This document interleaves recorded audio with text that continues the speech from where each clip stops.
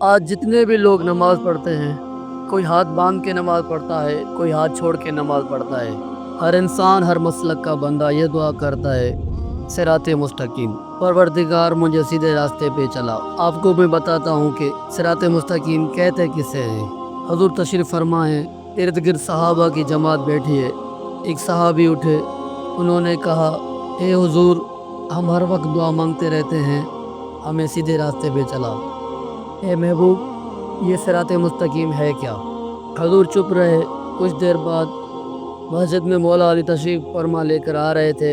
حضور نے کہا، کس نے پوچھا تھا صراط مستقیم کیا ہے؟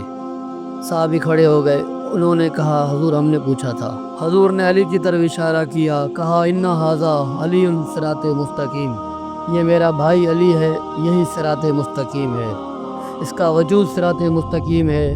قیامت تک خدا نے فیصلہ کر دیا، جو علی کا ہوگا وہ مصطفیٰ کا ہوگا، جو مصطفیٰ کا ہوگا حقیقت میں وہی خدا کا ہوگا۔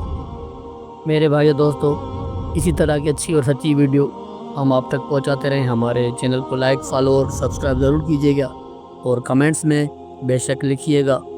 اور اگر آپ ہمارے چینل پہ نئے ہیں تو اسلامک ویڈیو ود عزیز اللہ کو جوائن کیجیے اور سبسکرائب کرنا نہ بھولنا، تاکہ ہم ہر آنے والی ویڈیو آپ تک پہنچاتے رہیں۔ تب تک کے لیے اپنے ہوسٹ عزیز اللہ ڈہر کو دیجیے اجازت۔ جزاک اللہ خیرہ۔